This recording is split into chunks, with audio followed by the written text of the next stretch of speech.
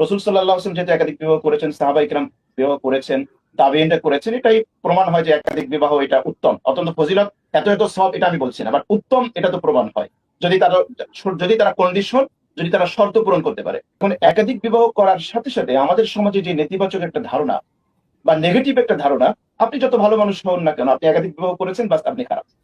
এই যে একটা নেগেটিভ ধারণা, এই যে একটা ট্যাবু, এই ট্যাবুটা এটা সমাজ থেকে দূর করা উচিত। আমরা এখানে আমাদের ভাইরা যেহেতু ডিবেট না, সুতরাং এখানে পক্ষ বিপক্ষের কোনো বিষয় এখানে আসবে না।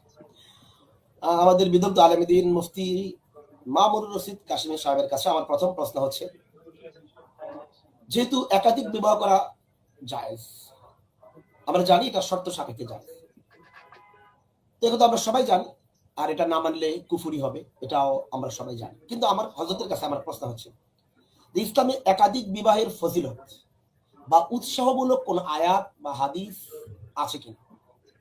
আমি আবার প্রশ্নটা করি, একাধিক বিবাহের ফজিলত অথবা উৎসাহ দিই যে তোমরা একাধিক বিবাহ করলেই ফজিলত হবে, এই উত্তম, এরকম কোন আয়াত বা হাদিস আমরা কোথাও আছে কিনা। যদি এটা থাকে তাহলে হযরতের কাছে আমরা এই বিষয়ে জানতে চাই। জি হযরত। আলহামদুলিল্লাহ, আপনাদের সাথে আমি যুক্ত হতে পেরে একটি বিষয় নিয়ে আমি আলোচনা করতে পারবো, এজন্য অনেক প্রশংসা। আলহামদুলিল্লাহ, রাসূল সাল্লাল্লাহু আলাইহি ওয়াসাল্লাম এবং সাহাবায়ে কেরামের আমল যদি আমরা দেখি, তাহলে এক্ষেত্রে দেখতে পারি যেহেতু অধিকাংশ সাহাবায়ে কেরাম, বিশেষ করে 4 খলিফা সহকারে আকসার সাহাবায়ে কেরাম একাধিক বিবাহ করেছেন, এবং যেহেতু একাধিক বিবাহ করার প্রয়োজনও আছে, অতএব একাধিক বিবাহ সম্পর্কে উদ্বুদ্ধ করা বা মানুষ যে একাধিক বিবাহকে নেগেটিভ বলে এই ব্যাপারে কথা বলাটা অনেক বেশি জরুরি। এখন নির্দিষ্ট কোনো নস আছে কিনা, ইমাম বুখারী যে রিওয়ায়াত করেছেন ইবনে আব্বাসের, তাসাওয়াজ ফা ইন্না খায়রা হাযিল উম্মাহ আকসারুহা নিসা, তোমরা বিবাহ করো কারণ এই উম্মতের, এখানে দুই ধরনের ব্যাখ্যা এখানে হয়। কেউ অবশ্য অনেকেই বলেন যে এই উম্মতের উত্তম যিনি তার একাধিক স্ত্রী ছিল, তবে এই ব্যাখ্যার মধ্যে অনেক সমস্যা আছে, কারণ তখন রাসূল সাল্লাল্লাহু আলাইহি ওয়াসাল্লামকে উম্মতের কাতারে নিয়ে আসা হয়। কিন্তু যেটা অধিকাংশ উলামা ইকরাম ব্যাখ্যা করেছেন, তাসাওয়াজ ফা ইন্না খায়রা হাযিল উম্মাহ আকসারুহা নিসা, তুমি বিবাহ করো।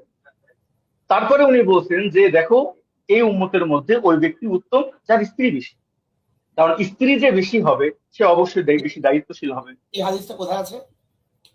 বুখারীর রাওয়ায়াত, ইবনে আব্বাস রাদিয়াল্লাহু আনহু রাওয়ায়াত করেছেন, তাসাওয়াজ ফা ইন্না খায়রা হাযিল উম্মাহ আকসারুহা নিসা, কিতাবুন নিকাহের মধ্যে এই হাদিসটি আছে বুখারীর। এরপরে যেটা বললেন যে বেশি বিবাহ করো, না, হাদিসটা আমি পড়া বলতেছি, তাসাওয়াজ ফা ইন্না খায়রা হাযিল উম্মাহ আকসারুহা নিসা, যে তুমি বিবাহ করো। এরপরে উনি ইল্লত বর্ণনা করতেছে, কি বলতেছে, ফা ইন্না খায়রা হাযিল উম্মাহ আকসারুহা নিসা, যে এই উম্মতের মধ্যে উত্তম ওই ব্যক্তি যার স্ত্রী বেশি। একাধিক বিবাহের কোনো কথা নেই। আকসারুহা নিসার অর্থ কি? যার যার অধিকাংশ, স্ত্রী বেশি। হ্যাঁ, যার স্ত্রী বেশি। আকসারুহা নিসা, ফা ইন্না খায়রা হাযিল উম্মাহ আকসারুহা নিসাআন, এই উম্মতের মধ্যে উত্তম ওই ব্যক্তি যার স্ত্রী বেশি। তার এখন স্ত্রী বেশি হওয়ার, এবং অনেকেই লিখছে, এবং ইবনে হাজার আসকালানি রাহমাতুল্লাহ লিখছেন যে যার একাধিক স্ত্রী সে কেন উত্তম হবে, তো কারণ হলো তার ভিতরে পবিত্রতা বেশি হবে। দ্বিতীয় নম্বর, সে অনেকগুলো নারীর হেফাজত করবে। অনেকগুলো যখন স্ত্রী হবে তখন প্রত্যেক জনের ভরণ পোষণ তার দায়িত্বে আসবে, এবং যখন তার অনেকগুলো স্ত্রী হবে এখান থেকে অনেকগুলো সন্তান হবে। এরকম অনেকগুলো কারণ বিভিন্ন মুহাদ্দিসিন বলেছেন। আর একটা হলো, আমি বলবো তাআমুলে সাহাবা, আমরা যখন কোনো মানুষকে কোনো জিনিস উদ্বুদ্ধ করি তখন আমরা তাআমুলে সাহাবাকে সামনে নিয়ে আসি। যেমন আমরা বলতে পারেন আমরা 20 রাকাত তারাবিকে আমরা মানুষের প্রতি উদ্বুদ্ধ করি, আমরা ওখানে নিয়ে আসি তাআমুলে। ঠিক, আমরা আবার আপনার কাছে আসবো ইনশাআল্লাহ। জি ইনশাআল্লাহ। হাদিসের ইবারতটা যদি একটু আবার বলতেন, আমি একটু লিখে নিলে আমার ভালো হয়। আচ্ছা, এই হাদিস সম্পর্কে আমি যদি একটু অনুমতি দেন তাহলে আমি একটা কথা বলতে পারি। জি, হাদিসটা আমাদের কাসিমি ভাই যেটা অনুবাদ করেছে, এটা একটা অনুবাদ আছে, আরেকটা অনুবাদ আছে, সেটা আপনি তাকে প্রশ্ন করেছিলেন যে একাধিক বিবাহের কোনো ফজিলত আছে কিনা। যেহেতু আসলে রাসূল সাল্লাল্লাহু আলাইহি ওয়াসাল্লাম যেহেতু একাধিক বিবাহ করেছেন, সাহাবায়ে কিরাম বিবাহ করেছেন, তাবেঈনরা করেছেন, এটাই প্রমাণ হয় যে একাধিক বিবাহ এটা উত্তম, অত্যন্ত ফজিলত, এত এত সওয়াব, এটা আমি বলছি না, বাট উত্তম এটা তো প্রমাণ হয় যদি তারা কন্ডিশন, যদি তারা শর্ত পূরণ করতে পারে। ভাই যে হাদিসটা বলেছেন সেটা বুখারীতে এসেছে 50-61 নম্বর হাদিস, যেটা عن سعيد بن جبير رضي الله تعالى عنه قال لي ابن عباس هل تزوجت। আব্দুল্লাহ ইবনে আব্বাস রাদিয়াল্লাহু তাআলা আনহু তিনি আমাকে বললেন, তুমি কি বিয়ে করেছো? কুলতু লা, আমি বললাম যে না, আমি বিয়ে করিনি। এটা হলো হাদিসের প্রথম অংশ। ক্বালা ফাতাযাওয়াজ, তুমি বিয়ে করো। ফাইন্না খায়রা হাদিহিল উম্মাহ আকসারুহা নিসান।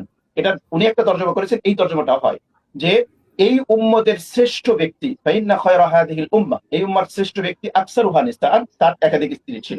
এটা একটা তর্জমা, এটা হয়।